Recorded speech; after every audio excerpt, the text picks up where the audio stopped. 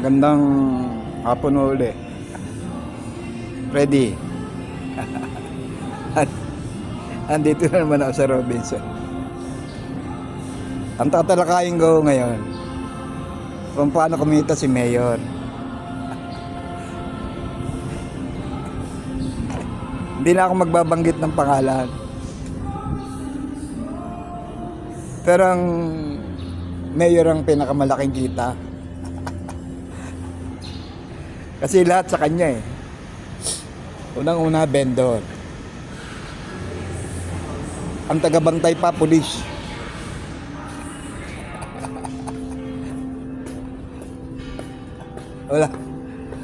Wala namang resibo yan. Wala sa database yung vendor eh. Pero bilao niya ang 100.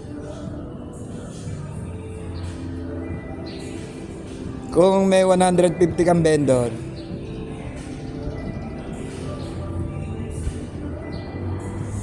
malaki, di ba? Sa isang araw. Sa 10 na lang sa isang araw.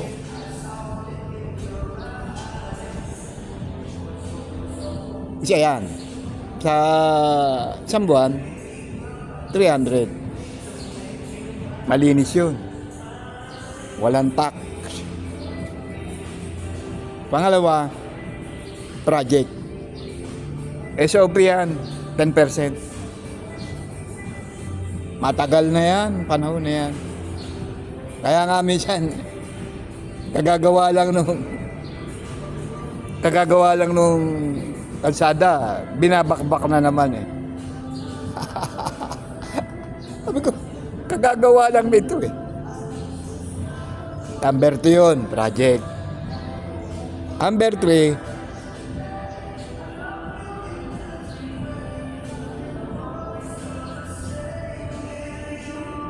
ang dami kasi. Pag nagtayo ang SN, o kahit anong yan, may underground yan. Yan ang malaki. Pangatlo yan. Pang-apat, yung sa amin, kinolektahan kami ng basura kasama nung amilyar. Pero napatunayan nyo na bawal pala yun. Pero ginawa nila legal. Pang-apat yun. Panlima, inaangkin nila yung mga butaw sa tricycle, sa jeep. Hindi naman sila ang kumakolekta niyan eh. May mga tao sila. Pag magaling ang mayor, lalagyan pa ng mga pwesto. Tindahan kanila rin. Panlima yon. Pang-anim, meron din sila mga business. Beer house. Hindi nila pinakakawalan yan. Meron silang internet. Meron silang dibote, coke. Walang ibang nakakapasok dyan kundi sila. Panlima, pang-anim, squatter. Pag napansin nilang lote, patay na o hindi na nagalaw ang may tao sila, nasisindikatuhin yun. Pero ipapangalan sa ibang tao, doon may yumaman. Ang dami niyan, talagang bilib ako dyan. Pang-anim, o pampito, sugalan.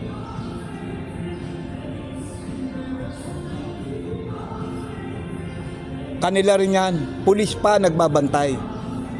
Kanila prangkisa ng Pagcor, puro pulis pa ang nagbabantay.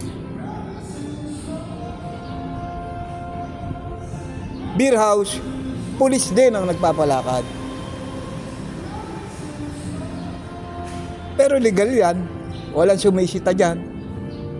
Pag sila gumawa ng mga project nila bahay, walang permit. Basta gawa lang ng gawa. Ang daming pinagkakakitaan ng mayor. Talagang bilib ako. Kaya yumaman eh. Meron pa ang isa yung gasolinahan. Lahat ng gasolinahan sa amin kay mayor. Lahat ng truck ng basura, lahat ng service sa munisipyo, kailangan mag-gas doon sa gasolinahan niya. Hindi talaga nagsisilbi mayor.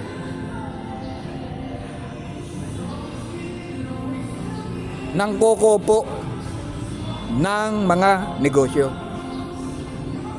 Kaya nga biglang yaman eh, super yaman. Hanggang ngayon, hindi binibitawan yan, tao lang. Nakakapagtaka nga eh. Bakit walang nakukulong na mayor? Wala. Wala akong.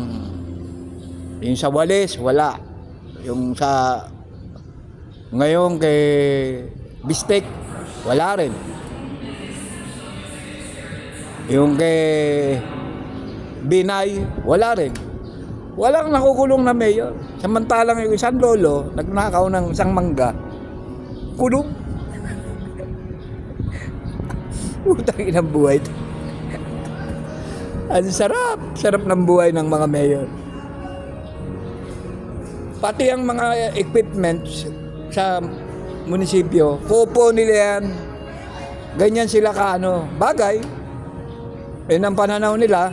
Ay ako naman ano ba sa akin? Yun ang trophy nila. Tawag ko ron trophy. Pag-akyat natin lahat sa taas. Total, mga kaidaran ko yan eh. Sabi ni San Pedro, oh, ang dami mong trophy. Doon ka sa baba. Kaya minsan, masarap din yung mahirap. Basta lumabang ka ng parehas. Wala kang ka-trophy. Baka sabihin siya ni San Pedro. Hindi ako naniniwalang wala kang trophy. Meron man, maliit. Pero ito talagang talagang yung kinarir yung pagyaman. O sige po, talagang iba si mayor. Sa huling na lang, daanin na lang natin sa tawa. Kasi naman tayo puro parehas. Sila lang ang may pananaw na gano'n. Maraming salamat po uli.